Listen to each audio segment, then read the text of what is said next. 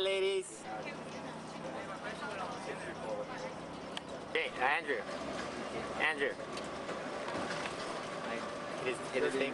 The back. Not hard. Hey. What are you doing? So say hello to everybody back home. Why are you filming me? What are you doing? Recording. Say hello, James. Hey. Well, we're on a tour right now. We're touring to San Francisco, Monterey. We're gonna get some spots. It's gonna be like the army, man. Yeah. Still recording? Yeah. About what? To the mic. Good looking women. About what? Nothing but party. Can you hear? Hello? Gomez. You must have been a happy guy when they invented Hello? shoes. Yeah. Can you hear me now? No? Good to go. Andrew, you gotta go now lunch? Andrew. He's got his mic on. He's got his thing on. Don't worry about it. Woo! Not late. Not late. I was over at the watershed trying to find our contact person to get us to the watershed. Not late.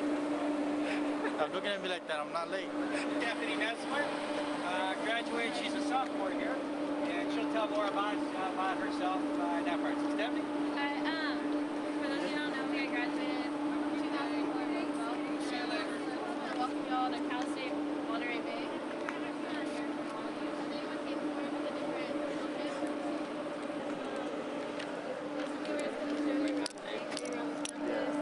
Teach you about some financial aid and stuff. What is this? I'm on mic. Oh.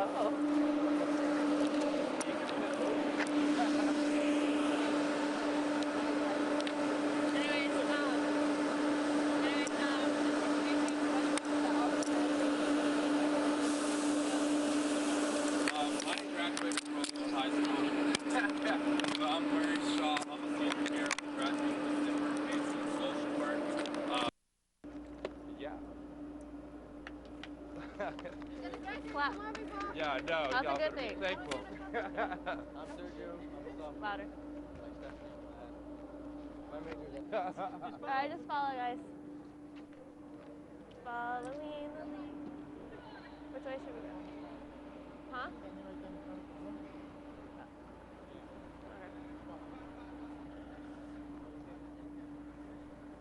Did you tell her? Yeah. What'd you say? Say, okay, I'll be right here in the front. No Meet problem. right here. No problem. Why am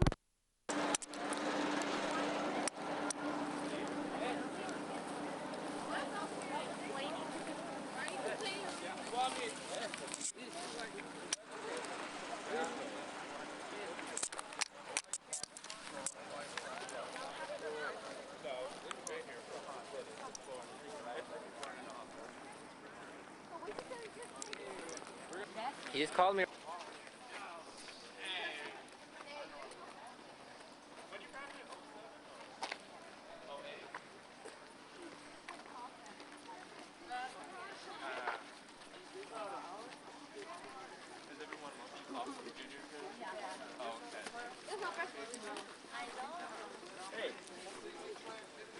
Oh, look at Mr. Wade.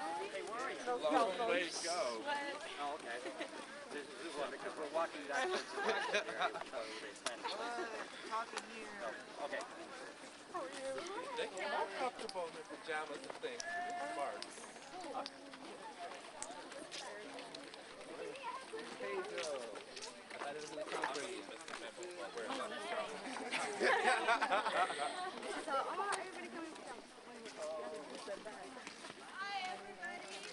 Hi. We're over here. My name is Christina McNew, and I work here at the Watershed Institute. I am a greenhouse manager, and I was just going to show you around today a little bit about what we do here at the Watershed Institute and how we're kind of related to CSUMB. So why don't we're going to go ahead and walk around our building. It's kind of boring inside, so we won't go in there. And I will show you my greenhouses and stuff, and we'll talk a little bit about watersheds, right? And as we walk around, you'll see all these plants that look kind of dry and weird. These are all native plants. Plants that are all native to this area.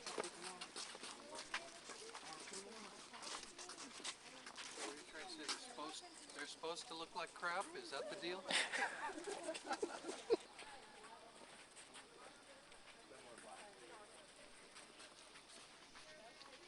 They just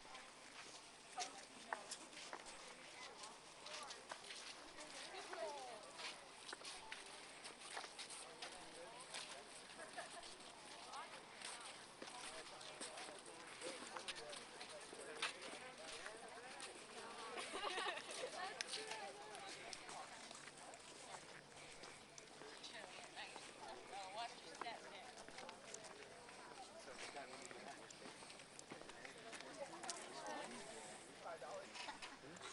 Guys, go ahead. Yeah, we're just gonna circle up a little bit here. So, I explained to you this place is called the Watershed Institute. What do you guys know what a watershed is? Anyone? No watershed? What does it sound like? It's kind of a compound word. It sounds like two words together. Watershed. Huh? A watershed. So there's water and a shed. A shed is a place that like protects something, holds something. So a watershed is a geographical area that collects water. So it can be an area where creeks and streams all kind of drain into maybe a lake, or creeks and streams that drain into a river. That would be a watershed. Everybody lives in a watershed, no matter where you are in the world. There's thousands and thousands of different watersheds. Everyone lives in one. Can anybody, why do you guys think maybe a watershed is important? Any ideas? Huh? A watershed is important because that's where all our water might come from in the area we live in. So you might be concerned about your watershed because if somebody's doing something like putting poison in the water up in a stream up in the foothills, it's going to affect you guys down in Fresno because that water is going to come down, and if it has poison in it, it's bringing that poison into your neighborhood. So what we do at the Watershed Institute is we do education about watersheds, kind of teach people about them and about their watersheds. We do restoration in watersheds, which means we might try and fix a watershed. We restore it by bringing plants back into it, and we also do research. So there's also scientists that go out and they'll take water samples and soil samples in different watersheds to see how healthy that watershed is, how healthy the water is. My job is as the greenhouse manager here. We have a Return of the Natives project, and that's the restoration part of the program. So what we do is we go and we grow native plants, and we actually will grow native plants with a lot of school kids and high school kids like yourselves. And we will take those plants that we grow with kids and we will plant them in areas of the watershed that maybe have been degraded, areas that all the plants have been cleared out of. And we try to bring those plants back because plants help as a natural filter to water. So if you can put plants around creeks and streams and rivers, those plants are going to help to keep the water cleaner.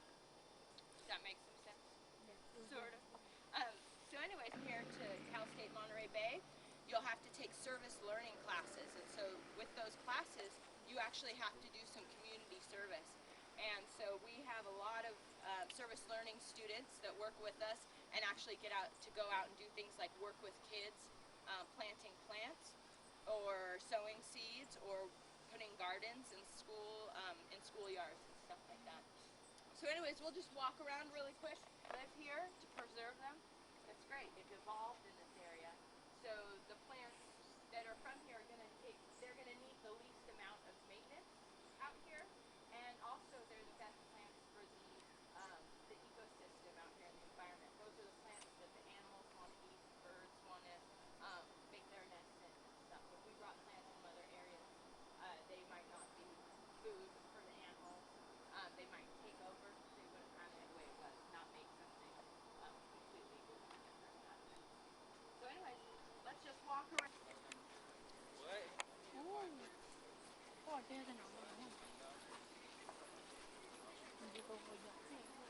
You guys recognize any of the plants? No.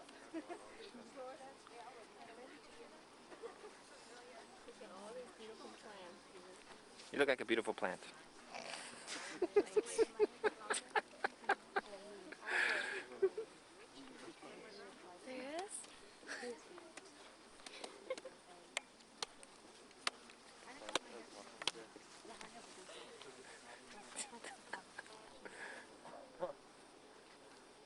I wasn't late, I was here on time. ¿Y tu compañero? ¿Cuál? El otro. This is really important because if we're planting an area that doesn't have any plants left, that kind of that grass with that huge root system is going to work really well to hold the soil in place, so that you don't have erosion or mudslides. Another really neat thing about this grass is people have been studying these kind of grasses, and they believe that they can live 200 years or more in the right conditions. And that's something you never really think about grasses with little plants. So we're going to plant grass today, huh? Aren't you supposed to have young? Leave it to Gomez to have us planting grass. And make your hole just a couple of inches deep in your pot.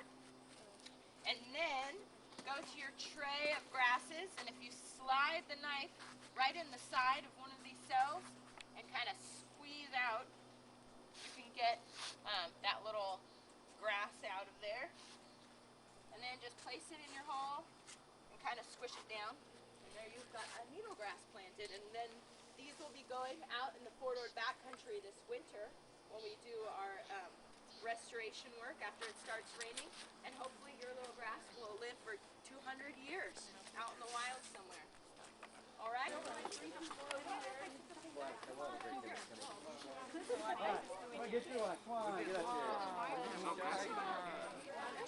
It's right there. Where?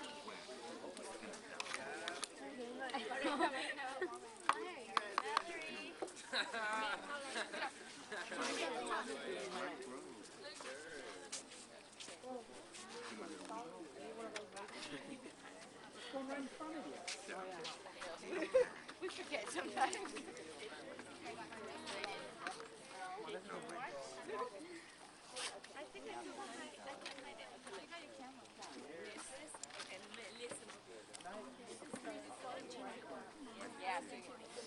Are we supposed to do as much as we can? Yeah, you can do as many as you want. Look at that one. Pretty good, huh? I don't see you doing my fingers. I already planted mine. Be quiet. You're supposed to do as many as you can. I'll do about as many as I can.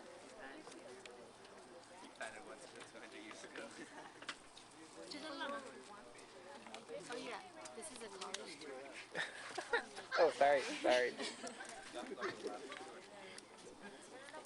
It's a hands-on college tour. I guess it's gonna be my best college tour.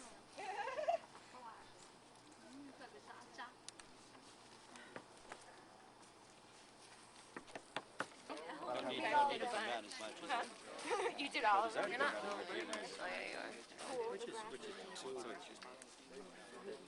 The first year you kind of get a little homesick and you want to come home and visit and listen to what Just by talking about that doesn't make you cool. I went on Sunday. I'm just letting you know because you just sound stupid. So, 3 months or 4 months or so, huh?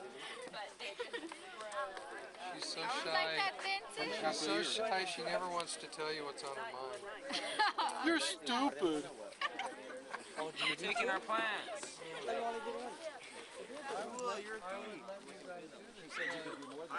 You're used to watching TV. This is not perfect. You came out late. This is not TV.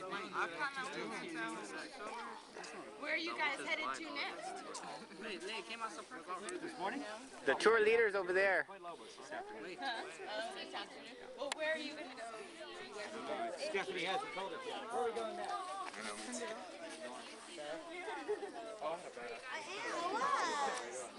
He's telling us the secret. Oh, but so SATs, and You can have a 2.3 GPA and come here. so I'll just tell the blue you can have like, yeah. So, but generally, like, if you have like bad essays, you just have to go through this like first year seminar writing class. It's still there. Some of our graphs math like class, the like last time I was I was that's not everyone. yeah. It's a different climate for Fresno. We're done. We're done. We have like a full. I'm from over here. You know where Santa Cruz is? Oh yeah. It's a city close to it. Excuse me. I should. It is a UCSC. If I could do it again, I would have went school. Next year, the year afterwards. Don't listen to him. Listen to me. You want to get into school? Stories on him too. I erased those. What do you think? What do you think? It was only me. You gotta, but this is what's missed because you don't have the experienced tour leader making it. You have new junior woodchucks who are passed on the torch to. Little things are a lot less more just doing it and tell you why you're doing it. But this is an application of, especially in terms of. See you soon.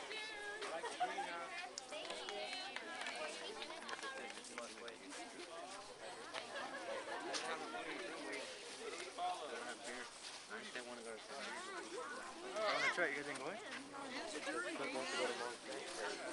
you supposed to be graduating? I did. Did you go see them? He wasn't looking. Yeah, he's all looking. We look alike. We look so much alike. You need glasses, don't you, Mike? She wears glasses. Hey, we'll see you later. Nice to see you again. Yeah, nice to you too. Take them by the Where's stop sign? That's the first car. Oh, that's the first car. No. Where was I supposed to be?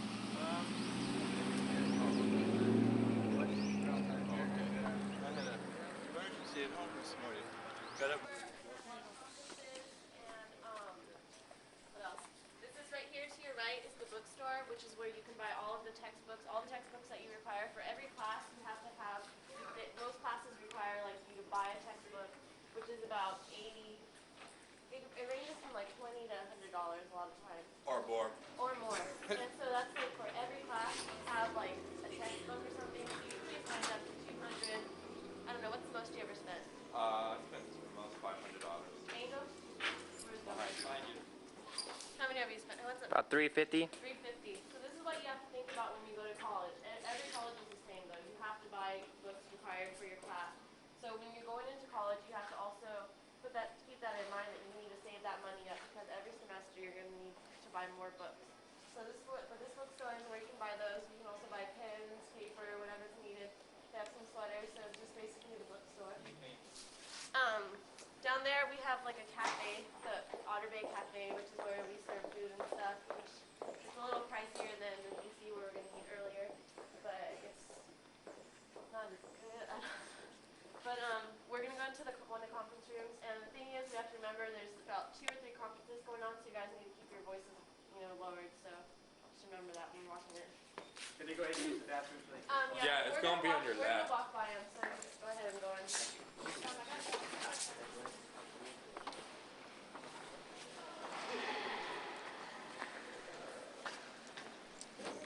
What, are you with immigration or what?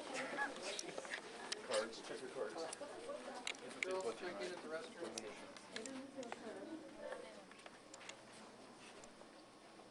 I thought about doing. Hey, should I empty this? Throw it away. Yeah, well, see right there. Should I take a picture with that? Yeah. You don't mind if I take a picture with my phone? No, you can. I want to get in trouble. Yeah. So you're in Fresno, you're not. No, we're right now we're having a tour. Right, I know, but you would see us going to be. And you got my money?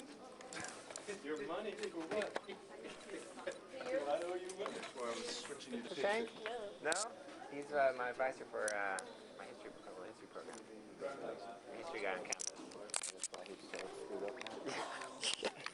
That's why at school I get called to the office and I get told I'm not doing a good job. I didn't learn what I was supposed to learn, apparently. You didn't learn how to follow rules. You learned how to manipulate. Are you still teaching stuff? No, I'm an intern. See Andrew? Yeah. So, see Andrew right here? Andrew. This is one of my students. From McLane? Yeah, from McLane. You're not allowed to bring other people. Yes, I can. They let me. I'm going to tell everyone from Roosevelt. They all know Andrew. This is James. This is Stephanie. This is Pahoa. Hi, nice to meet you. They're surprised that I'm a teacher. And I have students. They're surprised that I have students. Hey, sometimes it works out.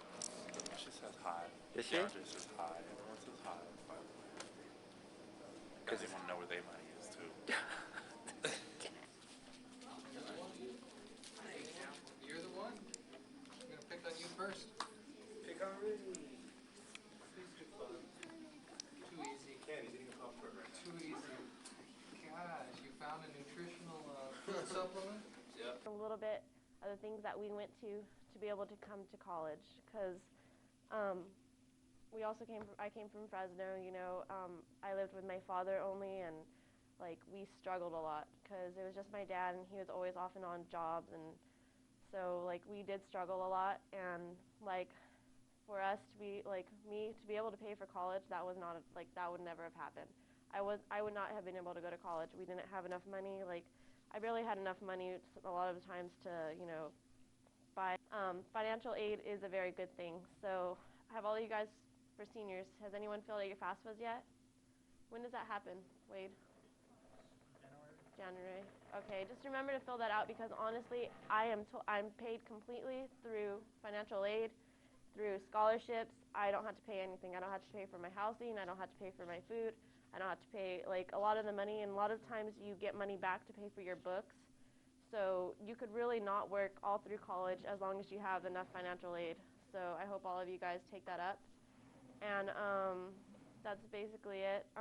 We're going to tell you a little bit more about admissions and how to go through admissions and how to go through registration, so when you are applying through colleges. And right now I'm going to introduce you to Robert, who also went here.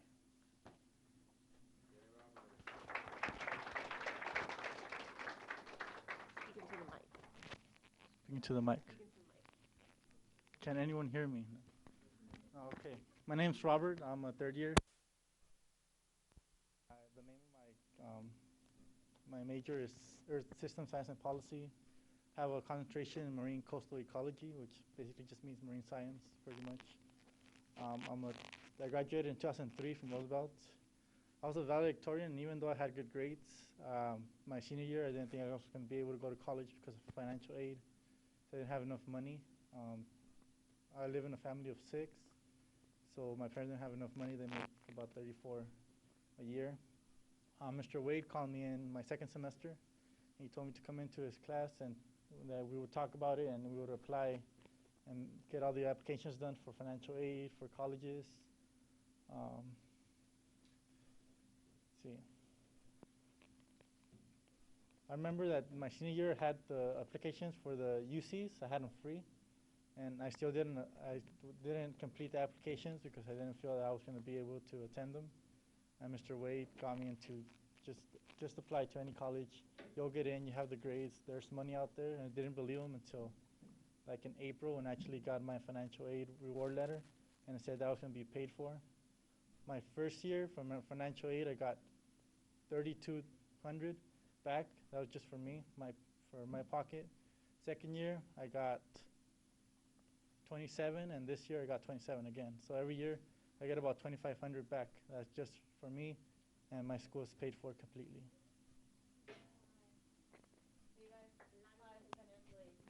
Yeah. And try to get good grades. That really helps.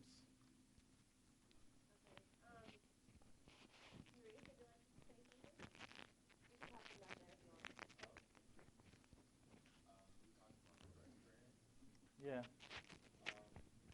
Well, like they said, financial aid is like I was explaining to some of you guys earlier, being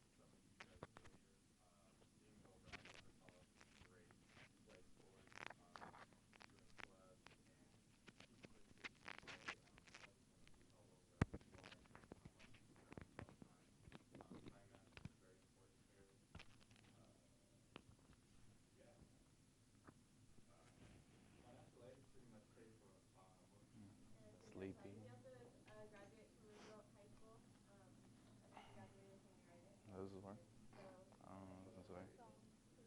What are we talking about? Hold on, what are we talking about? Your experiences and how you got into college. Okay. I was never really like a good student. I always had I graduated with a 2.5, and I had like a 2.2 my last semester, so I just applied for CSU Monterey Bay, and then I got in within a month, and I didn't hear from like any other school, so I didn't want to go to city, so I just thought it'd be better if I go to somewhere out of Fresno, because I knew I'd get in trouble in like the first week I was at city. So I just took off, and then everything was paid for really. And then I know at city I wouldn't have got all the classes that I would get here, so it's better that I came over here. And I got to meet all kinds of new people. Like everybody was helping me out. Angel was helping me out, Mr. Gomez. And he was helping me out most of the time. He was my peer mentor, and he got me through the first semester. And it was really easy because I knew people. So if you guys decide to come over here, there's always going to be somebody from Roosevelt to help you out here. And they can tell you their experiences. And it's going to be helpful because you have somebody just from like where you came from, and they're all starting from scratch too. And that's all I gotta say. And then also, as far as financial aid, I think that's what they'll call it. You do use a lot more money if you have exposure as a school that is not Fresno. Say you guys on Fresno State or Fresno City, I would have got maybe half of the financial aid. Is that how it works? About way less. And because I'm going to, another place, they give you more money because you have to pay for your phone, for your dorm lunch, you have to pay for your food. So you get a lot more money. So moving away from home is not as hard as you think it is for those of you that are interested. And it's a wonderful opportunity. It's a wonderful growing experience. You get to, find out more about who you are. It's hard to move away from your family, and a lot of times it's your growing process. You're growing to become an independent person, and that's one of the two things like I found in my independence, and that's a great thing to have in life because you need to have that in your independent skills. You have to learn how to work with yourself, how to keep yourself disciplined. Because when you're away from college, who's going to tell you go to bed? Who's going to tell you do your homework? Who's going to tell you go to class? There's no one there, and you have to do it upon yourself, to go to class and to do what you need to do. So I just think it's a wonderful experience. I didn't have an IGPA. I had a 2.3, and I had to go through this summer bridge program, which is really fun. If you guys, it was.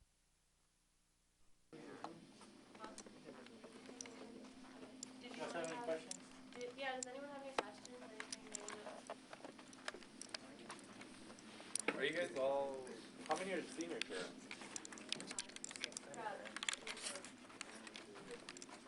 All about like six of you. And juniors? Oh. This is good. You guys want sophomores? Put it on your. Any freshmen? Are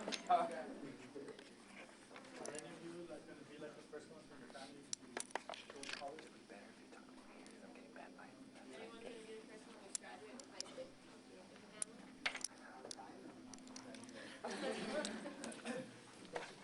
That's a good thing when it comes to making applications. Yeah.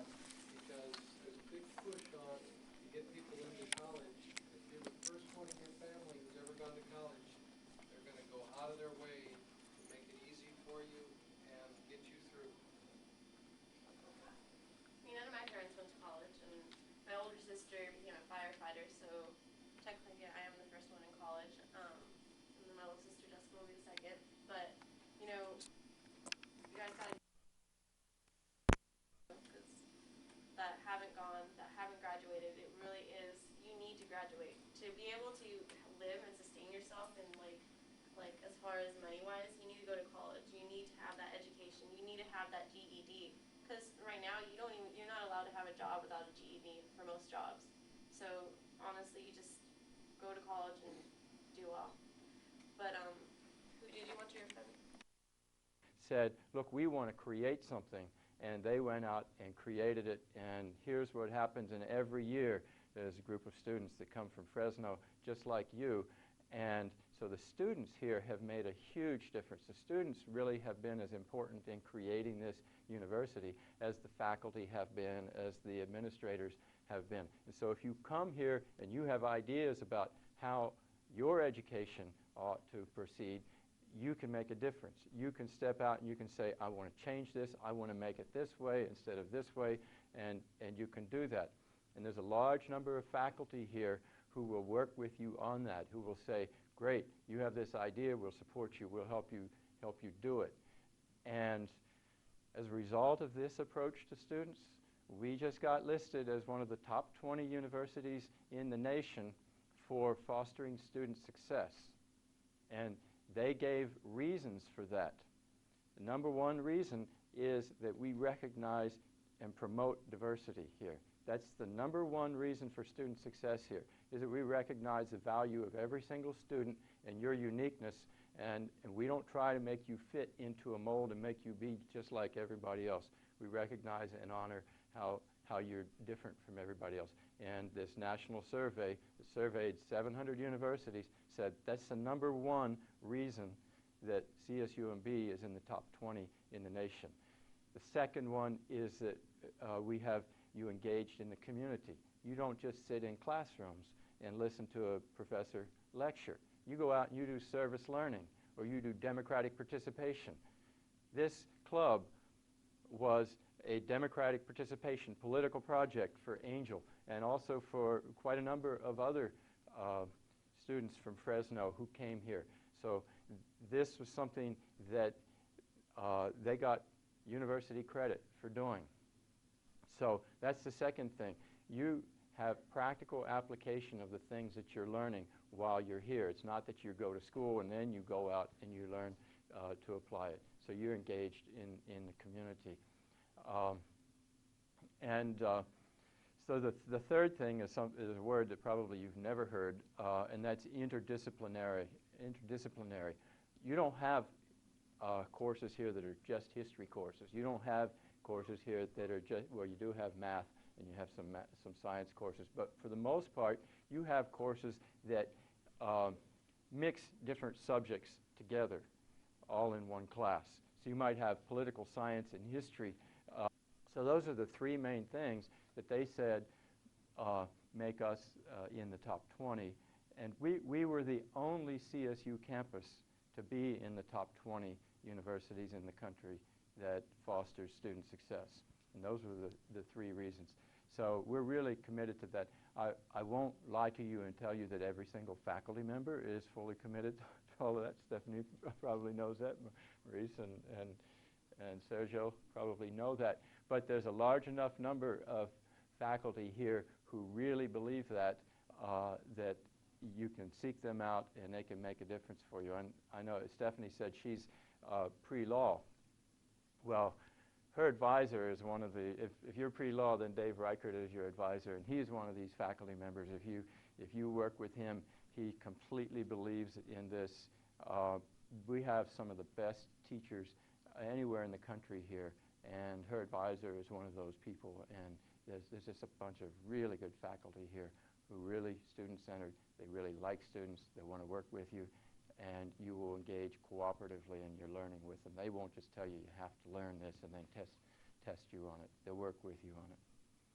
So but still we have that, you know, if you need that, you can learn more from your professors. You can, have this kind of relationship that you will, that they help you grow as a student, help you learn more than you thought you could. So yeah. This is one of the things you're gonna have hopefully all of you go to college, but this is one of the problems you're gonna have is that sometimes you have a lot of stuff to do and you can't really wake up early in the morning because you're up to like 2 in the morning studying, and I'm behind in some of my classes. So, but yeah, so right now currently I graduated last spring. Me and Angel graduated together. We both graduated social history with the social behavioral sciences degree. Right now, he's doing his student teaching just like I'm doing my student teaching. I'm doing my student teaching here at CSUMB, and I'm working at Alisal High School, which is in Salinas. And Alisal High School is it's similar like Roosevelt. It's similar.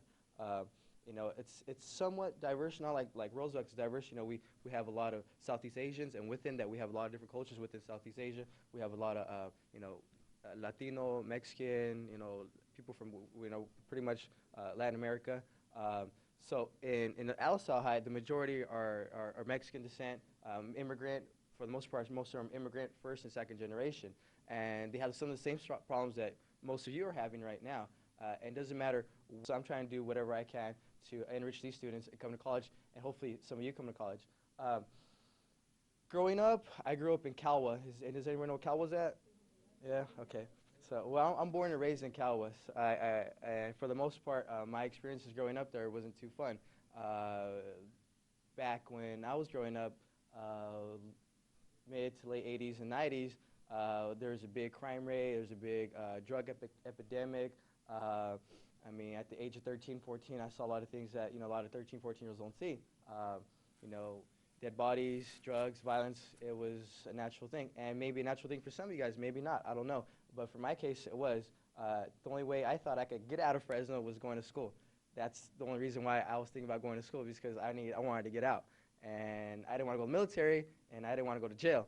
So I was like, I might as well go to college and do something with my life. And I used the resources that I had at Roosevelt, which is Mr. Wade and other teachers that are here, who pushed me to go to school. So hopefully you guys can push yourselves, along with the help of your faculty you have on Roosevelt, and push you to go to school, whether it be CSUMB, which I hope, or any other school. And here at CSUMB, we have the fortune that we have professors like Dr. Shank and other professors on campus that really help us. So, you do have your faculty, like you have Roosevelt, who push you to go to college. And here at CSUMB, you do have your faculty to help you graduate. So it's not like, man, what do I do? I'm lost. I have no idea what classes to take, or I'm having problems with this certain subject. There's people here who will help you. I think later they're going to take you to ASAP. It's like a tutoring department. So some of you have problems with certain subjects. And probably you might. I know I did. I thought I graduated like one of the top of my class from Roosevelt. And I graduated, 3.6, 3.7 GPA, had all these awards, all this good stuff. But it was a reality check when I came to college, because all that good stuff that I thought I was prepared for, I wasn't prepared when I came to school. I wasn't. I think I wasn't fully prepared coming out of Roosevelt.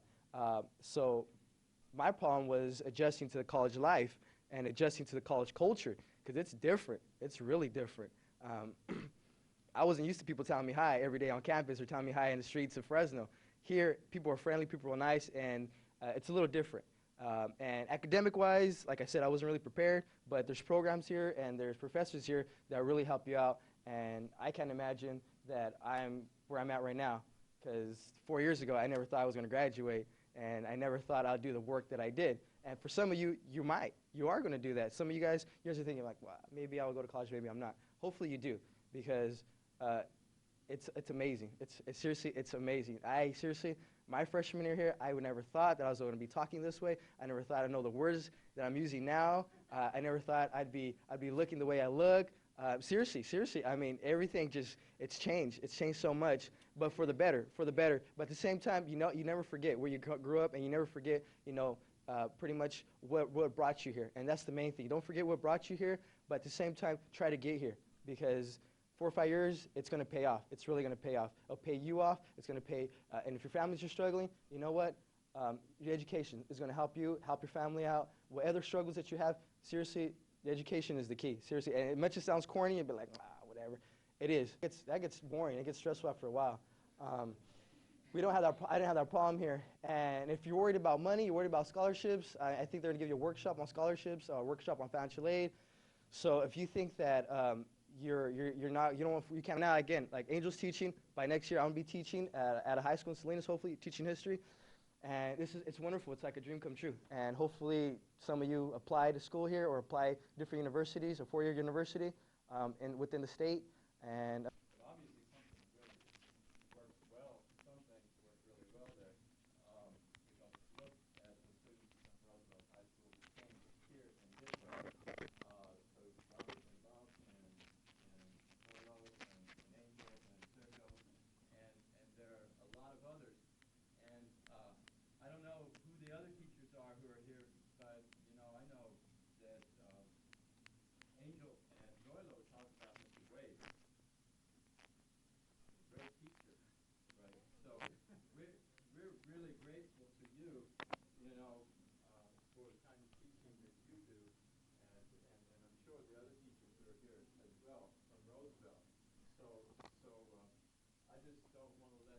this past, and whatever all the problems might be at Roosevelt High School, you have some things to be really grateful for. And, Angel wrote his capstone, which is a senior paper you write when you're a senior, about Roosevelt High School, and he talked about Mr. Wade, and he talked about wanting to be the kind of teacher that Mr. Wade was.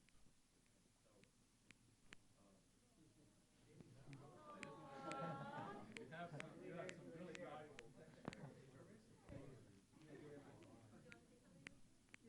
You use the same excuse in college. You were late to high school, and I was busy last night. I was late. So you're using the same one we off of an asset that Dr. Shank talked about was that I think the one time doesn't get across is all people are worthwhile and all people have value. And when I look at you, I don't see a Hispanic, I don't see an Asian student, I don't see a black student, but I see a person. And I think that You'll have to excuse him, he's near retirement. that's right. Asset base, which is that they don't look at you for where you came from. We've had students from Roosevelt come here and say, I don't think I'll fit in because we're poor. We don't have this and we don't have that. And I try to reassure the fact that it doesn't make a difference what label on the shirt, or what you wear, or all the toys you bring to college. You bring the most important asset, you bring yourself. And as a person to be successful in life, that you base and work off what you have and what you can contribute and offer. And I think that you can see here, Roosevelt students have a lot to offer and can be successful and move on. Robert's in the sciences, and I do find kind of funny, history major. But Stephanie and Sheila, all of you have something to offer, and all of you have value and worth. And don't let anybody ever tell you that you don't. Like Bill said, you can dream, and if you work hard and work at it, dreams do come true. That's what we bring you here. We start that dream process during career testing. Enjoy. Here with the missions, and Jacinto and I are going to be sharing some information.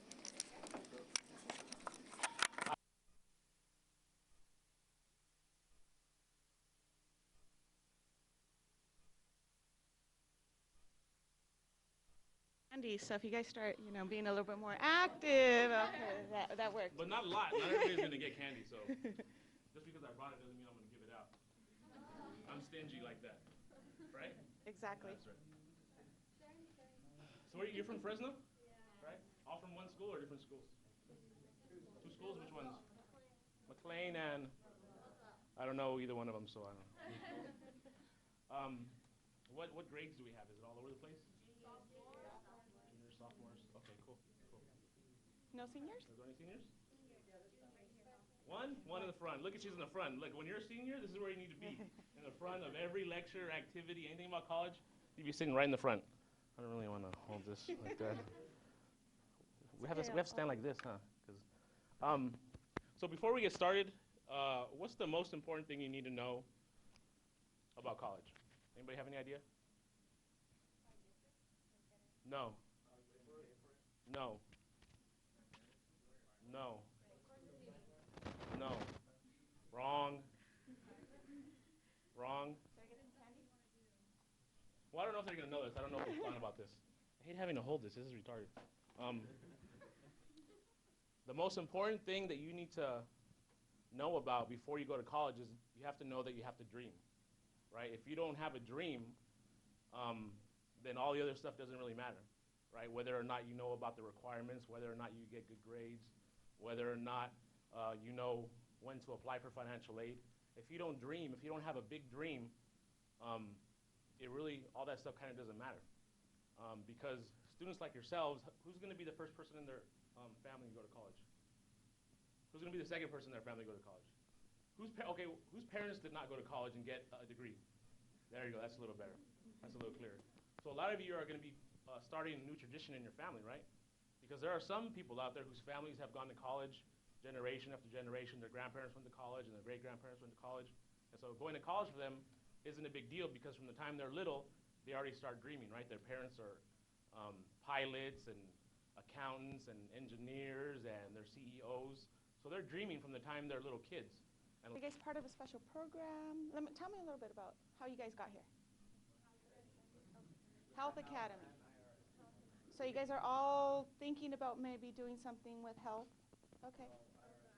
Okay.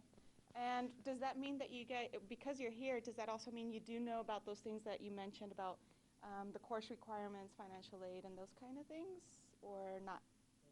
Sort of? Okay. Just go through it. Okay. So, but I think what Jacinto was saying is really important because there are people out there that know all of the requirements, everything that they're supposed to do, but they still don't do it, right? It's just like, I don't know, give me an example. One of you guys, give me an example. Something that you know how to do exactly, but you just don't do it. Clean, homework, floss your teeth, I don't know, stuff like that. You know, there are people out there that know all of the admissions requirements, everything that you have to do, but they just don't do it.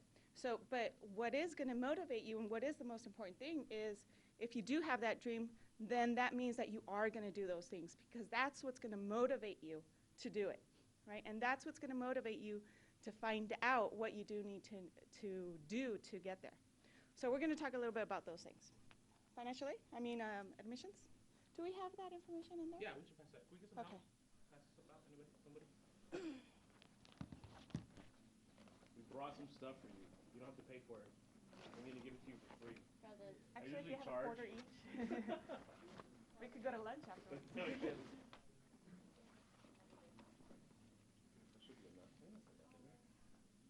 Yeah. We had 50, and there's like 35 or something? Yeah. Do you have that in here? Oh, well, one of them. And it's like, wait a minute, I was a freshman last year. Well, this is freshman in college. So we're admitting you as a freshman into college. That's right. Okay? So if you could pull this out, and I know there's a lot of goodies in there. We'll talk about all the other stuff in a second. But I think this is probably going to serve as a good guide for now. And if you open it up, and if we can take a look at kind of what high school courses are required. 4 years of English, okay? And some schools still offer, can you get our candy? I'm sorry. Who? In the back in black. Back? Red or green? Red, cool. I'm on Yeah, to it. you have to I'm not catch. hitting anybody in the head or anything. Practice. So again, I would recommend, if you want to jot that down, that you want to make sure that the English is a college prep English. College prep, because there are some high schools that have English classes that are not college prep, okay? So you need to either ask a counselor or look it up. They can look it up online, but that's probably harder. The best thing is probably to ask your counselor, okay? Okay, now this is going to be a two-candy question. You have to answer all 3 areas, okay? 2 years of, who's going to raise their hand? And he hasn't, social science. It's a 3-part question, so social science. Okay, okay, so that would fulfill the social science, but there's also 2 years of science. Negative candy. And a foreign language. Okay, he gets the 2 candies. 2? Yeah. So there's 3 areas that you have to do at least 2 years of, and you guys can see right here, social science, lab science, and a foreign language. Okay. Oh. And the inside? Got it? Okay. That's a good Cool. question, though. Yes, you want to know where we're at. Okay. So social science, you guys said a lot of you guys are juniors, sophomore. Okay, so how many, raise your hand if you're in U.S. history class right now. Okay, so that's 1 year of your social science. Raise your hand if you're going to take government or you've taken government, if you're going to take it next year. You're already taking it, okay. So that, or a physical science, physics or something like that. How many of you guys have taken it? Chemistry. Chemistry or physics, okay? So you really want to look into those so that you fulfill the 2 years because it's not, what's that class that a lot of freshmen take? Intro to science or something like that. Earth science. Yeah, typically that does not count. So you cannot count that as one of your 2 years, okay? So biology, chemistry, physics. Yeah, and it has to have a lab, but most chemistry classes or biology classes have a lab, so if you want to double check on that. Now, foreign language, how many of you speak a language other than English? Okay, good. So how many of those have you taken an AP exam in that foreign language? For example, I speak Spanish and I took the AP exam in Spanish. Advanced placement? Yeah, one person. Okay, again, raise your hand if you speak a language other than English. And keep your hand up if you feel comfortable, at least as comfortable as you do in English, in that other foreign language.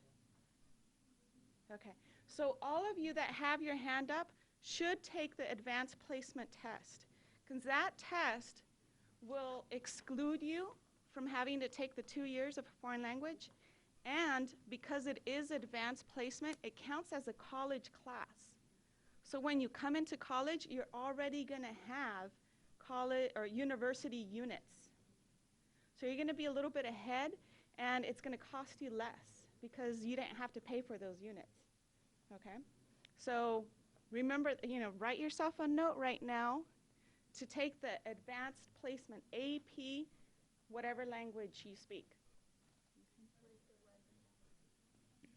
You could take it also online. If your school doesn't offer it, you could take it online. So yeah, look into that because it's available. And if not, if you're not interested in the AP or you feel intimidated by it or whatever, then take a language. If you want to take a language, well, there's 2 other things you can do. You can ask to take an assessment, a test that proves. Okay.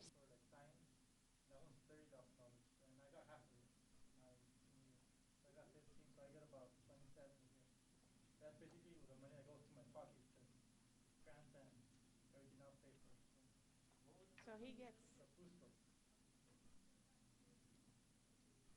That's the name of the scholarship that you're saying, Roosevelt.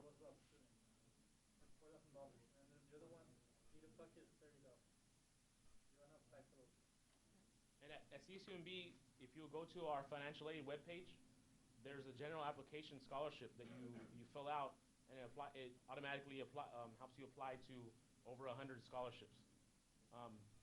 There's all kinds of different scholarships that are connected to the database. And like I said, apply to every single scholarship that you can.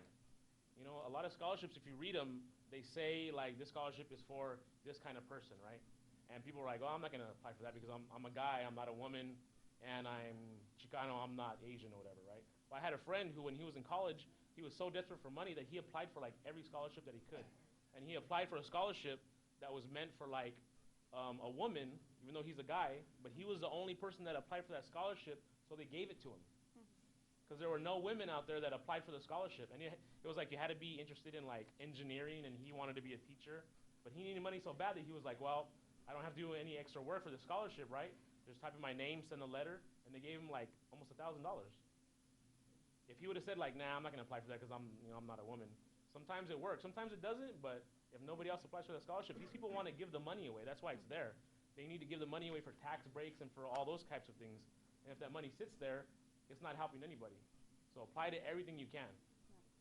And also just, tell us to say about financial aid, and when you fill out the FAFSA and you get grants and whatever they give you, sometimes I know with my family, my parents were always like, hardworking, and my parents work in the fields, but they were really proud, and they never wanted to apply for welfare or any program. I mean, they were really proud people, and so, I was a little scared with the whole financial aid, and I was like, is this like government help, welfare, or something like that? Is it going to stay on my record, or what does this mean? And actually, if you think about it, how many of your parents work? Either, if 1 or 2 parents work, or have ever worked in the U.S. Okay. When they worked, keep your hand up if they paid taxes.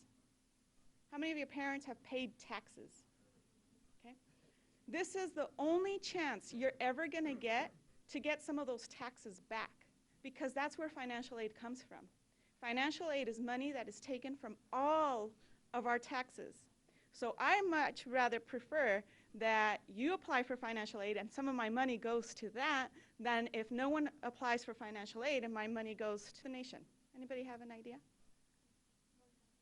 It's going to create more taxes, exactly, because if you don't go to school, you anyone know someone who graduated from high school and didn't continue?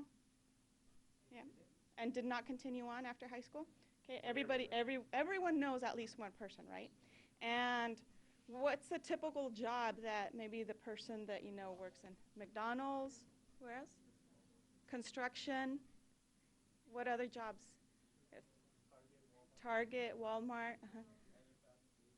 a fast food, okay. So what if you do go to college, or do you know someone who did go to college? Earn less than people who go to college. There's always an exception. There's always, someone who straight out of high school, like started a company or something, and they're making a lot of money. And there's always someone, there's always an exception. There's always someone who went to college and maybe said, you know what, I hated what I studied, or whatever, something happened in their life, and then they just completely changed their track, and they might be working at Walmart, who knows. But what going to college does is it gives you more opportunities to apply to different jobs that are better paying. So the benefit to the government is that if you earn more, you're gonna be paying more taxes. So then your money is gonna go back to hopefully pay for more students to be going to school, okay? So. What's the deadline for the FAFSA to submit it? Yes, March 2nd. March 2nd. What's the first day that you could apply, which is probably after January 1st, right? yes. So once January 1st, after you spend. Then you're like anyone else who can apply for college. Financial aid based on that. If you're here and you're undocumented, as she was telling you, that you can apply for college, and all you do is to show proof that you've attended high school here in California to go to a JC or a four-year school.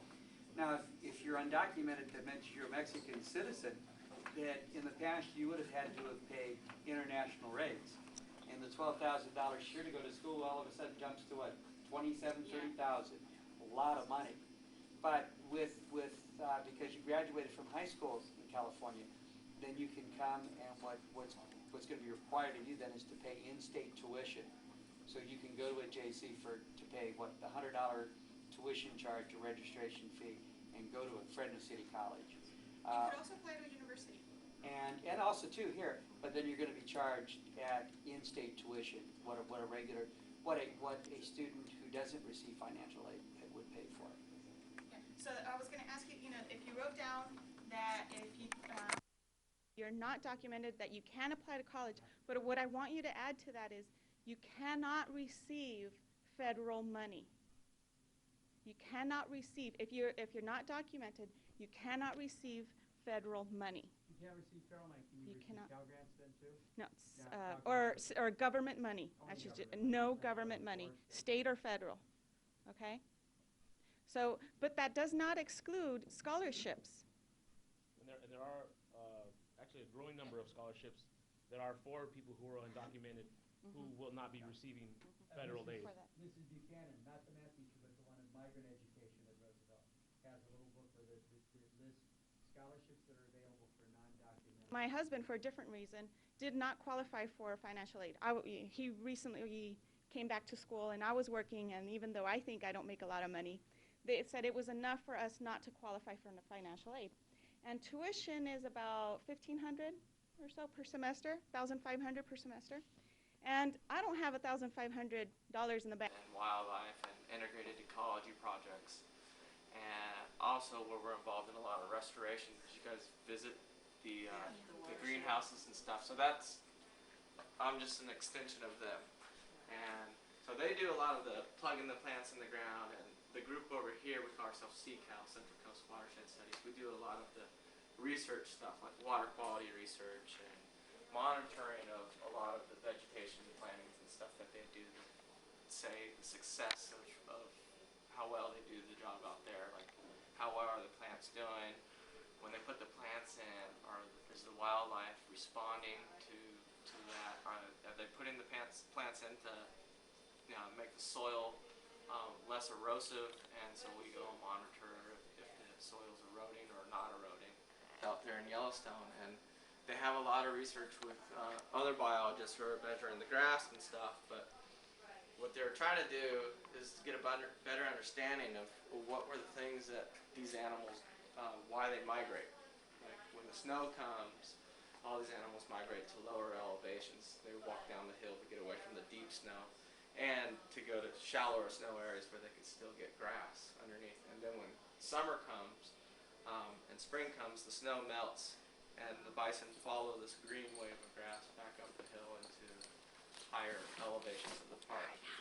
And so these folks who were doing the wildlife or the biologists who were doing the vegetation kind of needed to tie it all together and do more what they say is ecology, which is integrating all these sciences to kind of paint what's the bigger integrated story here. And so they invited us to join their group. And we primarily came to do the snow model to tell them how the snow's moving the animals, like what depth of snow where these animals no longer tolerate. Can we make predictions, taking the snow and making models of it and running the models, can we predict where the animals will be at certain times of year? And then when that was all going well, we're like, well, we need to know more about the vegetation, so we were working on the green up, and Angels came with me on two trips where we did a bit of measuring the green up of the vegetation. When the grasses are green, that's like Snickers bars to the bison. When the grass is brown, they're going to go, oh, not so interested. We're a little bit picky. We want to eat the best of the green grass, and we'll follow